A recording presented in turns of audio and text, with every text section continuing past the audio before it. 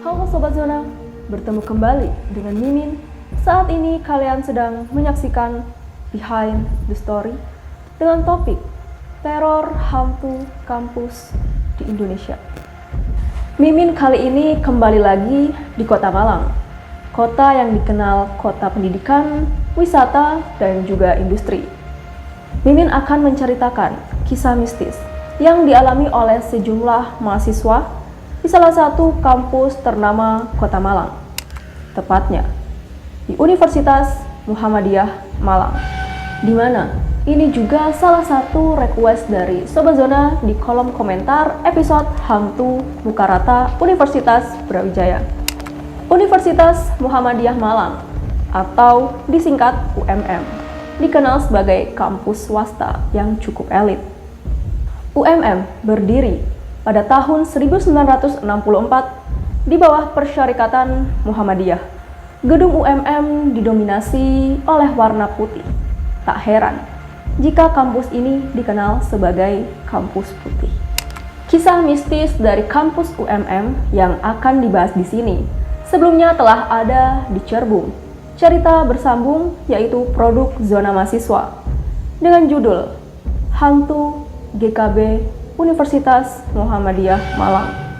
So, silahkan Sobat Zona memposisikan dirinya yang paling nyaman, matikan lampumu, aktifkan mode hardmu, and welcome to Behind Story.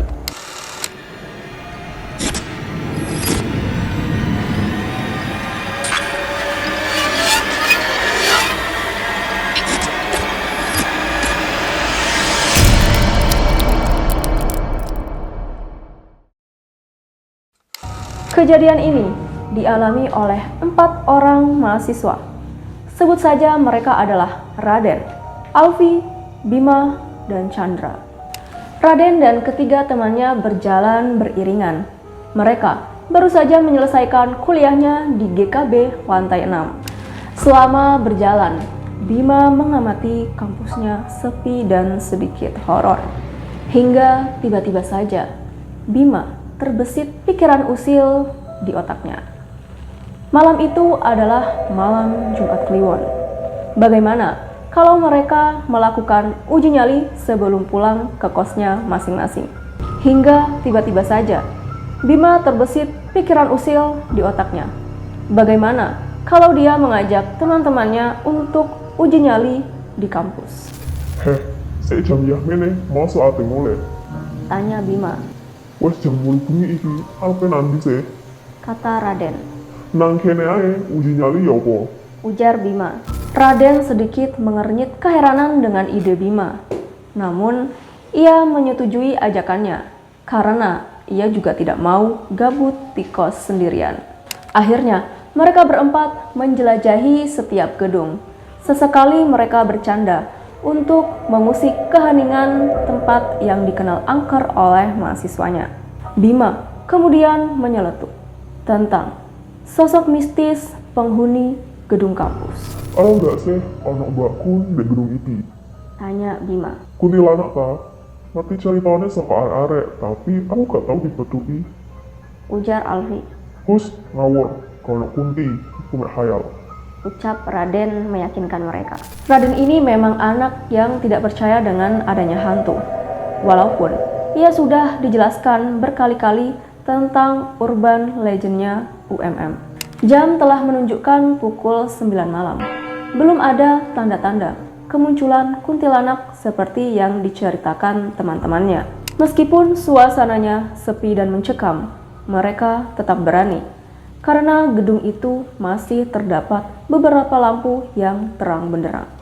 Hingga tiba-tiba saja Bima merasakan ada sesuatu yang seperti mengintai mereka. Namun ia tidak menggubrisnya. Ah, mungkin perasaanku saja, batin Bima. Ia kemudian melanjutkan guyonan bersama ketiga teman-temannya. Kuntilanaknya ayo kayo. Aku sih pengennya sing wayu. Ucap Alfi dengan nada bercanda. Seketika Bima terdiam dan menatap tajam Alfi. Ia seakan tidak habis pikir dengan candaan dari Alfi. Sebab baginya hal mistis bukanlah bahan untuk candaan. Namun, Raden yang tidak percaya hal mistis malah ikut menimpali candaan Alfi. Lah ayo kono tak jalur nomor WhatsApp. Kata Raden menimpali candaan Alfi. Bima yang mendengar candaan mereka berdua hanya menggelengkan kepalanya saja. Sama responnya dengan Chandra. Chandra hanya terdiam, seakan tidak menyukai guyonan tentang Mbak Kun menunggu kampus. Selain itu, Chandra saat itu pun juga merasa tidak enak badan. Mereka terus berjalan hingga sampai di lorong yang katanya banyak penghuninya. Lorong itu berada di lantai 3. Chandra sebagai penunjuk jalan, sedangkan ketiga temannya masih bercandaria dengan guyonannya. Aura mencekam, mulai menyelimuti sesampainya mereka tiba. Chandra celingukan memastikan situasi. Awalnya memang tidak ada yang aneh. Hingga tiba-tiba saja ada sesosok sekelebat wanita yang baru saja lewat. Astagfirullah, apa itu? Teriak Chandra, Apa sih Chan? Ngakiti aja awakmu. ucap Raden. Serius, sik tas anak sing lewat di ngarepku. Kata Chandra meyakinkan mereka. Wes kakean delok film horor ini iki. Timpal Alfi yang tidak percaya dengan ucapan Chandra. Ketiga temannya ini tidak melihat apa yang baru saja dilihat oleh Chandra. Namun bagi Chandra, penampakan itu sangat jelas. Ia melihat sosok wanita memiliki rambut panjang lurus yang melintas tepatnya di ujung lorong. Meskipun cuma sekilas, sosok wanita tadi terlihat jelas melayang di depannya. Chandra meyakini bahwa penampakan itu adalah sosok Mbak Kunti yang mereka cari sejak tadi. Ucap Chandra sedikit menjeda omongannya. Apa sih Chan? Tanya Bima. Ayo wes mulai. Gak enak hawan ini. Kata Chandra yang sedikit ketakutan. Apa sih Chan? Kurang ketemu apa-apa sejak mulai. Kata Alfi. Serius, saya tak tahu mau itu gimana. Ucap Chandra meyakinkan mereka dengan sedikit berbisik-bisik.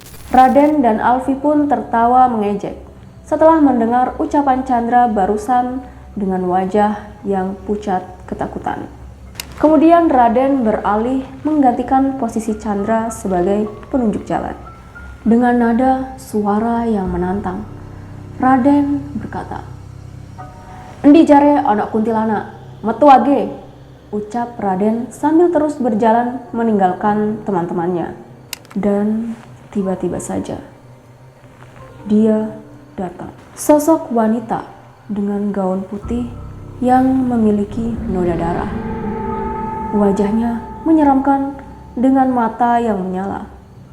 Tak secantik gurauan Alfi sebelumnya. "Kuntilanak woi!" teriak Alfi, Bima, dan Chandra.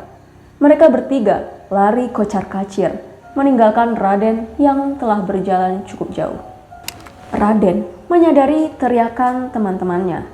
Namun, ia tak mendapati apa yang membuat teman-temannya itu lari kocar-kacir. Kemudian Raden menyusul ke arah teman-temannya pergi. Chandra, Bima, dan Alfi kemudian berhenti setelah merasa aman. Nafas mereka masih terengah-engah setelah ditampaki oleh sosok Mbak Kun. Chandra, Bima, dan Alfi kemudian berhenti setelah berlari cukup jauh dan merasa aman. Nafas mereka masih terengah-engah setelah ditampaki oleh sosok Mbak Kun, penunggu gedung kampus. Sementara itu, Raden baru saja datang, mendesak pernyataan dari ketiga teman-temannya. Kenapa kalau buka kabeh lari ke gimana? Aku ditinggal dia nih. Ucap Raden protes kepada teman-temannya. Gara-gara aku nantang, akhirnya kena imbasnya. Ditambahin Mbak Kunti. Hah? Endi lo? Aku nyusul awak kabeh gak ketuaan apa-apa. Jawab Raden yang tidak percaya dengan pernyataan teman-temannya.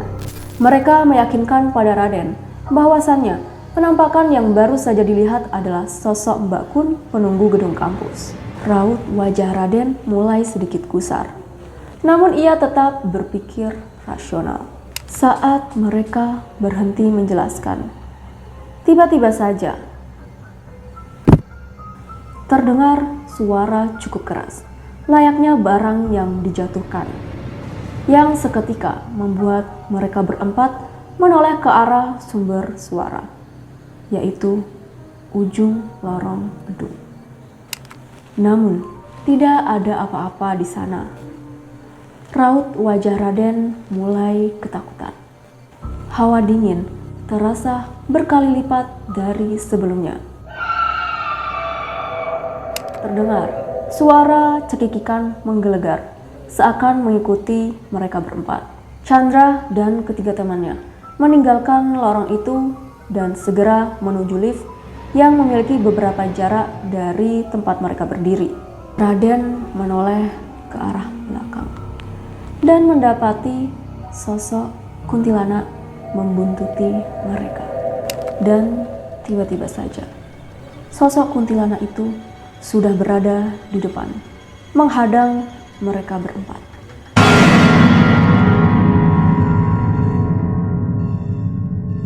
Chandra hampir saja menangis setelah dihadang sosok Kunti itu. Namun akhirnya mereka berempat bisa lolos. Sesampainya di depan lift, dengan tangan yang gemetar, Bima memencet tombol lift itu bolak-balik. Namun sayangnya, lift itu masih terus berada di lantai teratas. Tak lama kemudian, suara pintu lift terbuka. Mereka berempat segera buru-buru masuk dan meninggalkan lorong itu. Dengan tangan yang masih saja bergetar, Bima terus memencet tombol lift itu agar segera tertutup. Saat pintu lift hampir saja menutup, kuntilanak itu tiba-tiba saja berada di depan pintu lift dan menyeringai ke arah mereka. Mereka saling adu teriakan ketakutan. Jantung Raden berdegup kencang melihat penampakan sosok Kunti itu.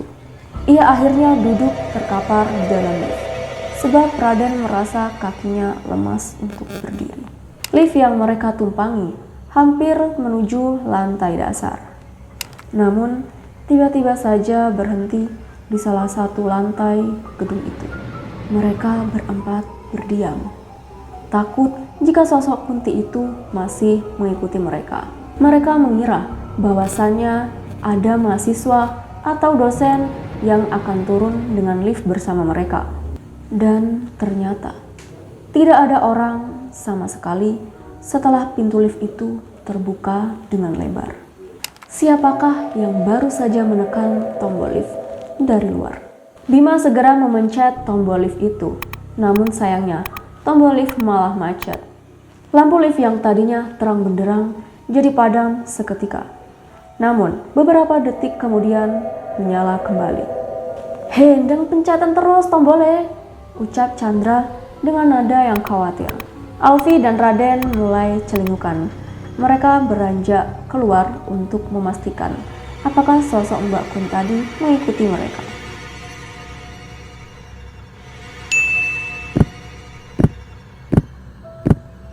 Alfi tersentak. Ada sesuatu yang mengenai kakinya berulang kali. Ia awalnya mengira itu adalah kaki usil Raden. Namun, yang ia rasakan seperti bola yang mengenai kakinya. "Heh, apa iki ndek sikilku?" Ucap Alfi dengan ketakutan. Dan, tolong delokno sikilku. Aku rawani." Ucap Alfi dengan nada ketakutan. Raden pun melirik ke arah kaki Alfi. Kemudian ia terdiam membisu. Rasa penasaran Alfi semakin memuncak. Ditambah lagi, ia melihat raut wajah Raden yang pucat seperti tidak bernyawa. Ia akhirnya memberanikan diri untuk melihat apa yang mengenai kakinya. Ternyata, kepala tanpa badan yang menggelinding berulang kali mengenai kaki Alfi. Ketika tubuh Alfi membeku, apalagi kepala tanpa badan itu tersenyum lebar ke arahnya. Raden pun langsung menarik lengan baju Alfi dan segera membawa temannya itu untuk masuk kembali ke dalam lift. Alfi masih tak habis pikir melihat kepala tanpa badan yang berada di tempat ia berdiri tadi. Bima dan Chandra yang menyaksikan hal tersebut akhirnya segera memencet tombol apa saja agar lift segera menutup. Setelah berusaha sekuat tenaga, akhirnya pintu lift tertutup sempurna. Sedikit bernafas lega, namun mereka masih ketakutan dengan kejadian yang beruntun tadi. Chandra, Bima, Raden, dan Alfi terduduk lemas di dalam lift itu dengan nafas yang tak beraturan. Pintu lift akhirnya terbuka. Mereka telah berada di lantai dasar. Dengan perasaan lega, mereka berlari menuju arah parkiran dan menyudahi uji nyali di gedung kampus UMM. Keesokan harinya, Raden menceritakan pengalaman dirinya dan ketiga teman-temannya kepada mahasiswa yang lain. Cerita itu pun akhirnya menyebar dari mulut ke mulut, yang membuat mahasiswa takut berada di gedung kampus UMM, tepatnya di lorong GKB. Semenjak itu, banyak mahasiswa yang percaya dengan adanya sosok kuntilanak dan hantu kepala yang sering bergentayangan di sana. Gimana menurut kalian? Apakah kalian percaya dengan adanya sosok penunggu gedung kampus UMM? Apakah itu hanyalah karangan mahasiswa yang kemudian viral di antara mahasiswa lainnya? Setelah ini kalian ingin Mimin mengulas kisah mistis dari kampus mana lagi nih? Kalian juga bisa bercerita pengalaman kisah mistis kalian selama di kampus di kolom komentar di bawah atau di email berikut ini. Oke, thank you for enjoy the video and see you next di kisah mistis kampus berikutnya.